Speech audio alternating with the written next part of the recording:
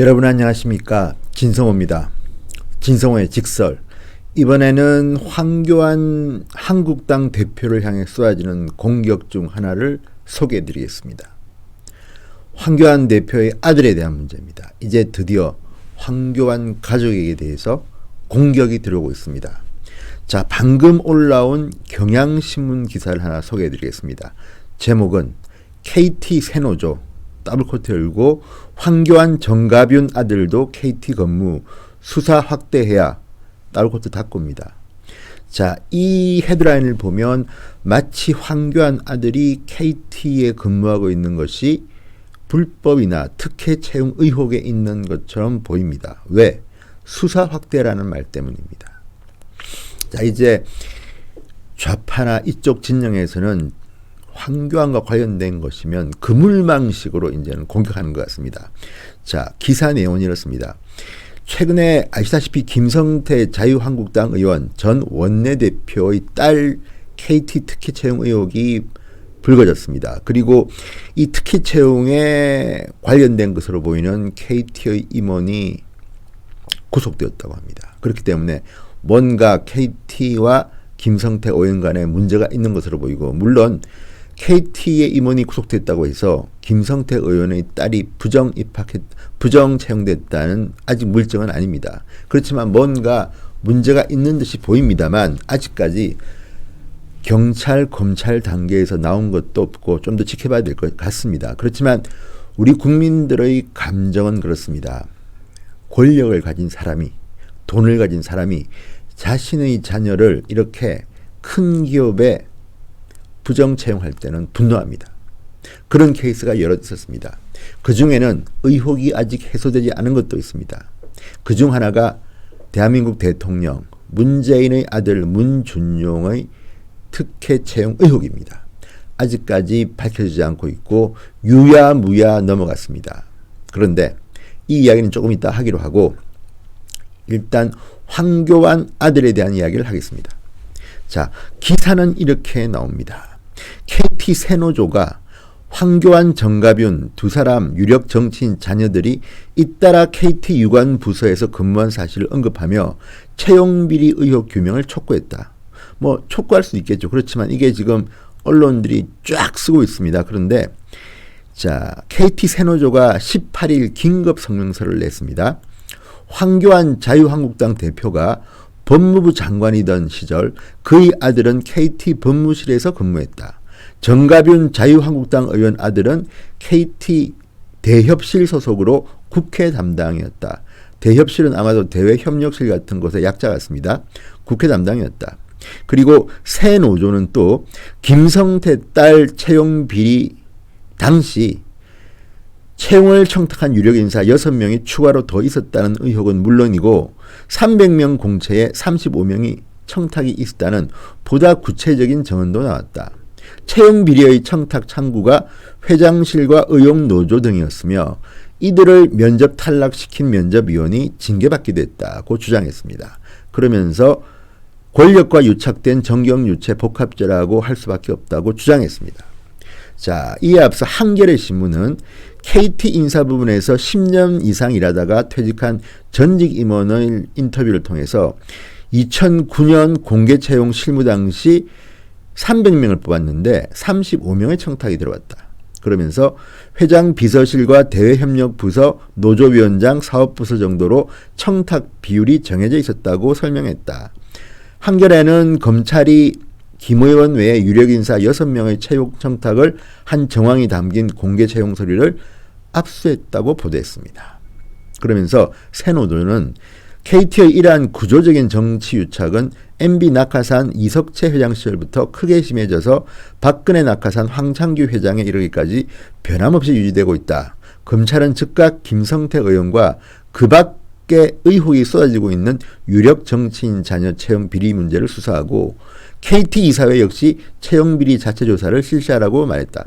이게 경향신문 기사입니다. 그런데 이 기사를 보면 참 묘한 생각이 듭니다. 왜냐하면 지금 이 기사에 따르면 마치 황교안, 정가균 이 두 유력 정치인의 아들이 300명 공채에 35명의 청탁이 있었다는 이것과 굉장히 관련된 것으로 보입니다.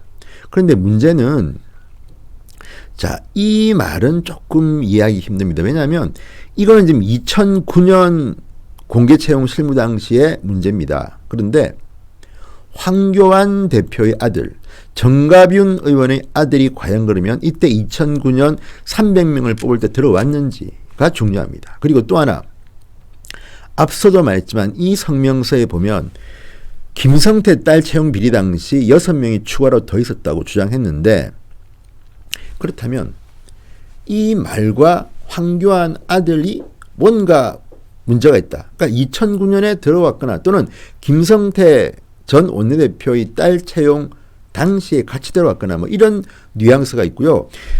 묘하게 황교안 아들이 부정 채용된 것 같은 그런 뉘앙스를 풍깁니다.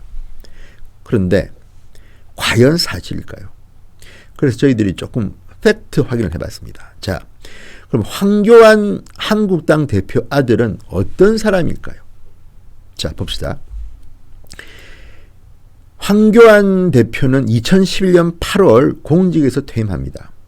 그리고 아들이 KT에 입사한 것은 2012년 1월입니다.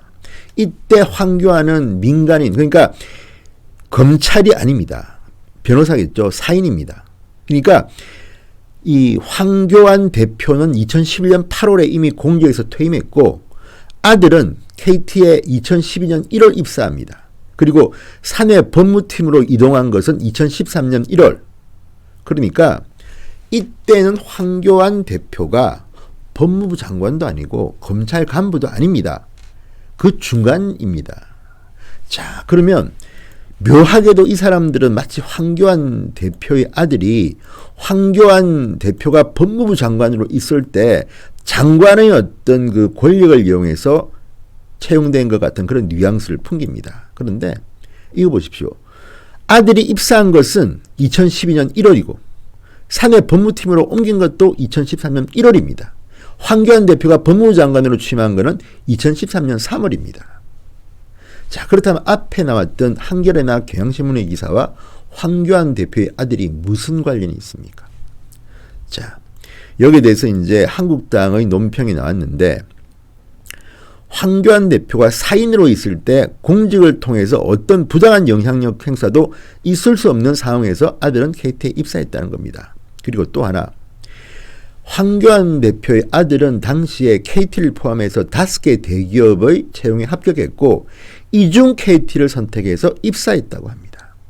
자, 그리고 황교안 대표의 아들은 제가 알기로는 연대를 나온 걸로 알고 있습니다만, 어쨌든 나름대로 공부를 열심히 해서 5개 대기업에 합격했는데 KT를 골라서 들어간 겁니다. 그런데 마치 경향신문이나 한겨레 기사를 종합해서 쓴 것을 보면 황교안 대표가 법무부 장관의 위계를 이용해서 KT 법무팀에 넣은 것으로 이런 뉘앙스 아닙니까? 자, 그러니까 기사도 말입니다. 말이 안 되는 게, 김성태 자유한국당 의원을 갖다가 이야기하면서 KT 전반으로 특혜 채용 의혹이 확산된다, 수사가 확대될 거라는 그런 식으로 촉구하면서 그렇게 이야기합니다. 자, 법무부 장관이던 시절 그의 아들은 KT 법무실에 근무했다. 근무했죠, 물론. 그렇지만 법무실에 간 것은 그 전입니다. 황교안 대표가 사인일 때 간 것이고, 황교안 대표가 검찰 간부도 아닐 때 KT에 합격해서 입사한 것입니다. 그런데 이런 식으로 뉘앙스, 그러니까 300명 공채에 뭐 35명 청탁이 있었다느니, 김성태 딸 채용 비리 당시 6명이 추가로 더 있었다느니 하는 식으로 해서 마치 황교안 대표의 아들이 부정 채용된 것 같은 뉘앙스를 풍깁니다. 이건 뭘까요? 정가균 의원은 더 열받을 것 같습니다. 정가균 의원은 우리 아들은 노무현 정권인 2004년에 공차로 입사했다. 대응할 가치가 없다. 그러니까 이거는 정말 제가 봐도 말이 안 되는 게, KT에 김성태 의원의 딸도 아직 채용이 부정인지 아닌지 모릅니다. 그런데 김성태 의원을 예를 들면서 정가균, 황교안의 아들들도 KT에 다니고 있으니 이들도 권력을 통해서 부정 입사한 거 아니냐, 이런 뉘앙스로 기사를 쓰고 있습니다. 그리고 공격을 지금 하고 있습니다. 정말 치사합니다. 이거는 정치인의 정치인을 공격하기 위해서 요즘 황교안 대표가 참 잘 나갑니다. 황교안 대표에 대한 국민들의 기대가 큽니다. 그러다 보니까 자유한국당의 지지도도 올라가고 문재인 민주당의 지지율은 폭망했습니다. 그러다 보니까 이것을 한번 뒤집어올까 하는 어떤 꼼수가 아닌가 싶을 정도로 정말 논리적으로 말도 안 되는 겁니다. 정가빈 의원, 아니 2004년 노무현 정권 때 공채로 입사했는데 지금 와서 KT에 근무했다는 이유로 정가빈 전 국회 부회장입니다. 정가빈 의원의 아들도 마치 부정 채용된 뉘앙스로 이야기하는 것은 정말 대꾸할 가치가 없는 거죠. 그렇지만 대꾸를 할 필요가 있습니다. 자, 국회의원 아들이 이렇게 들어왔다고 해서 무조건 부정일 것이다. 야, 부서 배정에 개입했을 것이다. 이게 말입니까? 막걸리입니까? 지금요, 문제가 되고 있는 여기에 대해서 만약에 이게 거짓 허위면요, 이 기자들 제가 볼 때는 좀 반론 기사 또는 정정보도 해야 되는 거 아닙니까? 그냥 뭐 기사들이 막 쏟아집니다. 황교안 아들도 KT 근무, 황교안 정감윤 아들도 KT 근무. 그러면서 뉘앙스는 전부 다 마치 이들이 부정 채용된 것 같은 그런 뉘앙스입니다. 정말 이래도 되는 겁니까? 자, 그리고요, 또 하나 제가 말씀드릴 것은 정말 중요한 의혹은 아직 풀리지 않고 있습니다. 문준용 의혹입니다. 자, 문준용 씨가 대통령의 아들이기 때문에 특별히 피해를 입어도 안 되지만 대통령의 아들이기 때문에 보호를 받아도 안 됩니다. 그런데 그 전에 문준용 씨에 대한 의혹들은 지금 하나도 깔끔히 해결된 게 없습니다. 다만 당시 국민의당이 증거를 조작해서 의혹을 제기하는 바람에 그 증거 조작이 문제여서 거기에 관여했던 사람들이 법적 처벌을 받았습니다. 그래서 문준용 씨 문제는 유야무야 됐습니다. 이게 대통령 선거 캠페인이 있던 2017년 봄의 일입니다. 그런데 과연 해소됐습니까? 아니, 어떻게 입사 지원서에 귀고리를 단 사진을 붙이고 또 입사 시점과 입사 그 본고 시점도 아주 애매하고요. 이게 과연 공개로 한 것인지 또는 이 직종을 뽑아야 되는데 추가로 뽑은 것인지 모든 것이 배열이 가려져 있습니다. 그리고 무엇보다도 이재명 경기도지사가 선거 캠페인 당시 문준용 의혹을 제기한 적도 있습니다. 그리고 문준용 의혹을 제기한 이재명 씨의 최측근이 바로 문준용 씨가 근무했던 그 공기업의 그 공적 기관의 상사로 있었습니다. 남광우 씨입니다.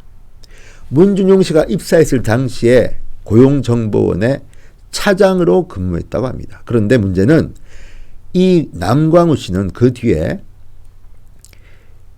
이재명 성남시장 시절 성남시설관리공단의 본부장으로 근무합니다. 뭐 선거 공신이니까 자리를 줬겠죠.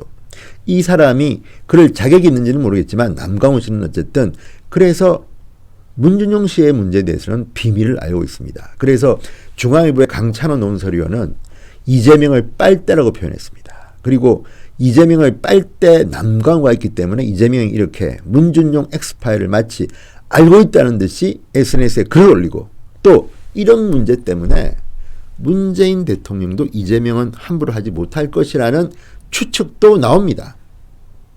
자, 이 남광우 씨는 그 뒤 어떻게 됐을까요? 문재인 정부의 인사에 의해서 환경부 산하의 굉장히 큰 공적 기관의 상근 부회장으로 가서 지금 연봉이 1억이 훨씬 넘는다고 합니다. 자, 성남시청 시설관리공단 본부장을 지냈고 이재명의 최측근으로 선거 참모를 지낸 사람이 이런 환경 문제, 이 중요한 곳의 상근 부회장이다? 뭔가 냄새가 좀 나지 않습니까? 지금 좌파들 또는 일부 황교안 대표를 싫어하는 그런 사람들이 이 문제를 제기할 수는 있다고 봅니다. 그렇지만 팩트가 없지 않습니까? 그리고 제가 아까 설명했지만 정루사령이 너무 잘합니다. 황교안 아들은 5개 대기업에 합격하고 골라서 KT를 갔습니다. 그리고 그 시점은 황교안 대표가 검찰 간부도 아니고 법무부 장관도 아니고 사인으로 있을 때입니다. 그때 무슨 권력이 있습니까? 그러면 황교안 대표가 법무부 장관이 될 줄을 미리 알고 이 사람을 발령냈겠습니까? KT가? 정말 이런 식으로 황교안 공격은 너무 치사합니다. 그 전에 대통령의 아들, 가장 강력한 권력의 아들 채용 의혹, 이거는 제가 봐도 의혹이 너무 큽니다. 이것부터 밝혀야 됩니다. 손혜원 의원이 이런 적이 있습니다. 당시에 김성태 의원이나 당시 원내대표였죠. 이 서울교통공사 이 고용세습 의혹이 불거졌을 때 이걸 갖다가 이제 국정조사하고 하자고 할 때 손혜원 의원은 문준용 의혹도 하자고 했습니다. 근데 왜 안 받습니까? 민주당은 자신이 없습니까? 대통령 또는 김정숙 여사의 심기를 살피고 있습니까? 황교안 아들을 공격하기 전에 문준용 의혹부터 밝히십시오. 어쩌면 이 과정에서 문준용 엑스파일은 터질지도 모릅니다. 오늘 문재인 대통령이 이런 말을 했습니다. 지금 버닝썬이니 이런 수사 때문에 문제가 되고 있으니까 과거의 것을 수사해라. 재수사해라. 공소시효가 지났으면 사실만이라도 밝혀라. 그리고 공소시효가 지나지 않은 것은 처벌하라는 말을 했습니다. 자, 그렇다면 문준용 씨 문제는 언제든 터질 수 있습니다.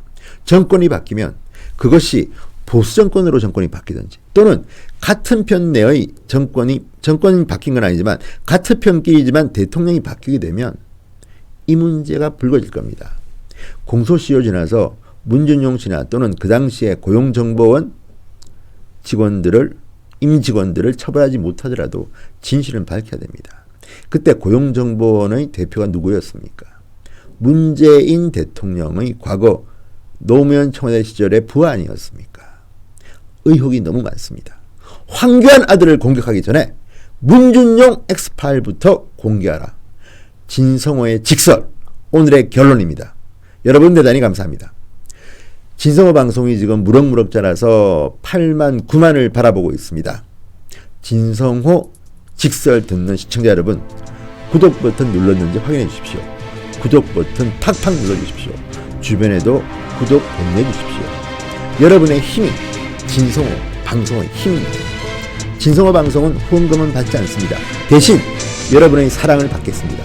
여러분, 진성호 방송이 10만, 100만 갈 수 있도록 팍팍 밀어주십시오.